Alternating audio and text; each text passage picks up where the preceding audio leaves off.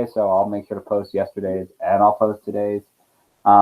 Anyways, Shah Jahan, his daddy, Jahangir, we talked about, was not the greatest of rulers. Really super duper oppressive to the Sikhs. Really liked to party as opposed to like governing and doing his job. Shah Jahan is going to bring back the efficiency of the government. He is going to, actually start governing, which is great. He's going to recover the territories that were lost in war. So he is going to be a good, strong military leader. Unfortunately, he's going to do this through a lot of taxes. So whereas Akbar had kind of like tax relief and a really great tax system, the taxes will be less great under Shah Jahan because it's going to be really, really high. Simon and Matthew are going to be paying lots more taxes because he's doing a lot. He's patronizing the arts. So he's going and spending tons of money, making sure Isha makes beautiful statues and Aya makes beautiful paintings and Celine makes beautiful drawings. I don't know. Everything's beautiful that Claire Bear does. And so he's paying those things. He then goes and is fighting all of these wars. He's like, all right, Saya, all right, Madeline, Blake, you're going off to war, you're fighting. And of course, he's like giving Mide's elephant all sorts of armor, giving Onedo's elephant lots of armor. So spending tons and tons and tons of money. It has to come from somewhere. It came from his people. He does increase trade, which is going to bring in a lot of wealth. But like I said, they're going to spend much of it. But one of the greatest things that's created during this time is the Taj Mahal. He also creates the Peacock Throne, which is like this awesome like throne, like with all these gems and like pearls and diamonds, like all encrusted into it. So like you probably feel really fancy sitting in it, probably. I don't know. I've never sat in a fancy chair like that. So Shah Jahan, he's typically considered a good ruler, although maybe less so good to his people. Like Akbar was pretty beloved, whereas Shah Jahan less so. But man, look at that hat. Okay, so here we see the Taj Mahal. The Taj Mahal is really cool because we see so many different architectural styles coming into it. All those Ottoman domes, we see that kind of style. We see these Persian intricate inlays in there. We have these arches. We see the Islamic minaret towers in here. We see such detail in every single section. I mean, it's an incredible building. It really, really is. And millions of people go there every year. I mean, I think like over 100,000 people visit it in a day. So it's a pretty impressive and amazing site. So there is some like theory. So the history books say that this is for a tomb for Shah Jahan's wife, and certainly Shah Jahan and his wife are buried in there like a mausoleum style. There's one theory that it was actually a Hindu temple that was then converted and changed, which some people agree with that notion. Some people think that's just craziness. Part of the reason for it is there were Europeans traveling in India during this time, and there are like no references to the Taj Mahal. And so there's not a lot of like historical, like, hey, this was being built. It's just kind of like they say Shah Jahan built this and he and his wife are buried there. There's these cool like doors that are like not allowed to be opened ever, apparently, like according to the government, which I went down a real long rabbit hole, like watching stuff about the Taj Mahal. I tend to believe it probably was built during Shah Jahan's reign and probably was just, always designed as a tomb. There's this cool legend of the Black Taj. And there's this really beautiful like water feature in front of it. And really what that probably is, the legend is just the reflection of the Taj Mahal with it and not like this super secret, like, black marble Taj Mahal, like some people want to say that there is. Although it's always kind of fun imagining like, somewhere hidden away, a secret, something as crazy as that. So Like we said, it was for his wife, Mahal. She dies in childbirth, and it took a really long time, over 10 years to build it, and it was super duper expensive. There's this legend that goes with it. So after his workers had finished building the Taj Mahal, Shah Jahan, he gathered them all together and like thanked them for creating such an amazing, beautiful structure, and then had his guards go chop off all of their hands so they could never build something as amazing and beautiful again. Isn't that wild? I mean, it's just something else. And one of the things that kind of shows that he's like was not as well beloved as Akbar, because I don't see any stories about Akbar being like, great work, Simon, Sahil. You guys really did a wonderful, impeccable job. My thank you for you is I'm removing your hand so you can never do as good work again. Like, yowzers. Well, Charity, you didn't see it coming. It was a surprise.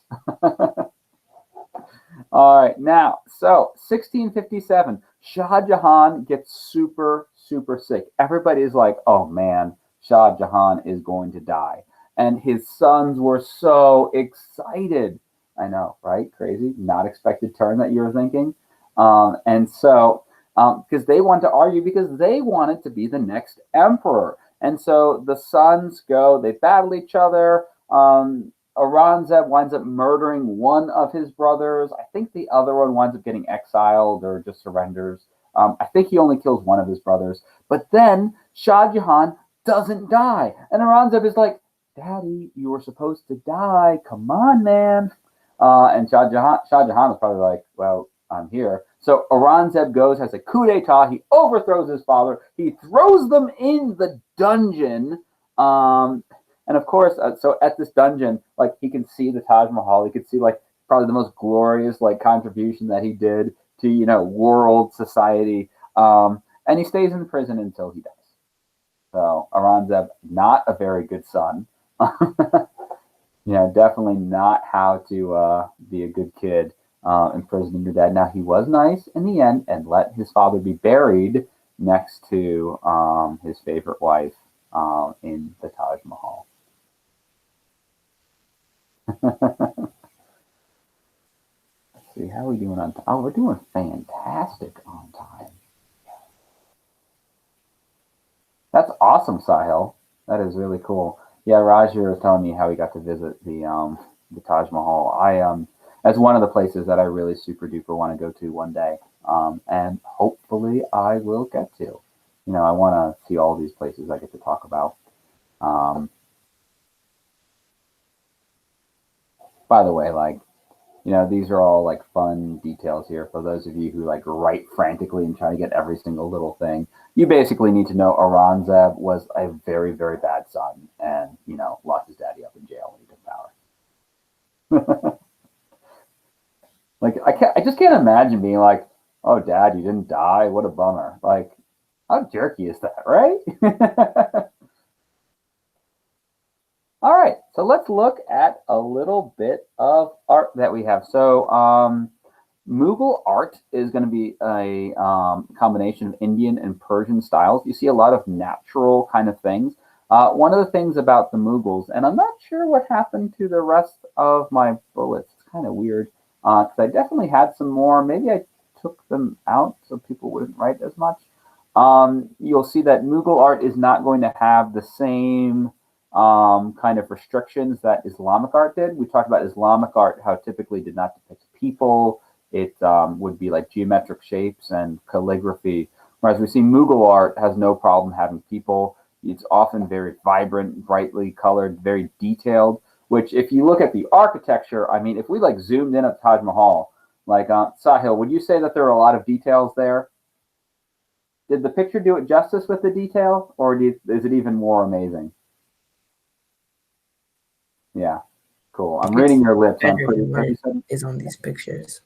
Yeah, very cool. Thank you, Sahil. I appreciate that. I'm so excited for you that you got to see that in person. Like jelly. But yeah, the art it's pretty beautiful, and I love that we get to like look at art stuff. That's one of the things that Miss Beveridge was always really good about, and I'm hoping Miss Shea has been with you. Although your art class is technically not art class, Like, did you do any art for Lab 21? So it's an artless. Oh man, wow, that stinks. That's sad. That's a bummer. And Miss Beveridge was always like really good, and then Miss Strasser, like when we'd be like you'd be seeing and examining their art like at the same time. I miss them. Architecture. So here we just see some of the architecture.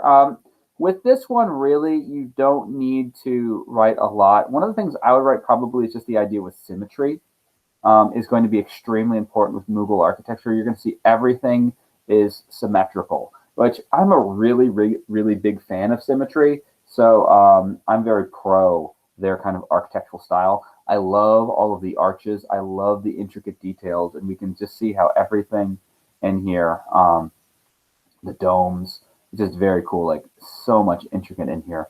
They were very common. Another common practice that the Mughals did is I talked about how rich India had always been through history. I mean, really, until the British Empire came and like stole all of the riches.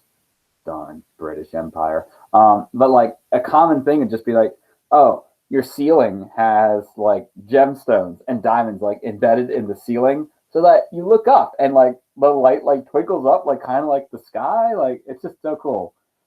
Did you notice anything like that, Sahil, with things that you got to see? Well, not in the homes anymore, No, not in the homes, but yeah. but But in the like mainly big the big but buildings. in the big historical buildings, yeah, they are. Yeah, it's so cool. Oh, I love that idea.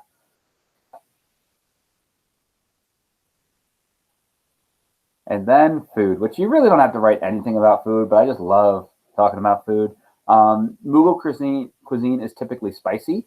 A lot of Indian food is vegetarian typically because with Hinduism, the idea of the life and rebirth and kind of things like that. Whereas the Mughals, since they were Muslims, they did not care about the whole vegetarian idea. Lots of kebabs, lots of things with sauces, spicy. A lot of food that I like, actually, Indian food, I wound up finding out that it has some Mughal origins with it, and that kind of spice and goodness there. Oh yeah, makes me hungry. And we're going to stop there, actually. Haha. So, my cherubs, that is our notes for the day. Does anybody have any question or any's?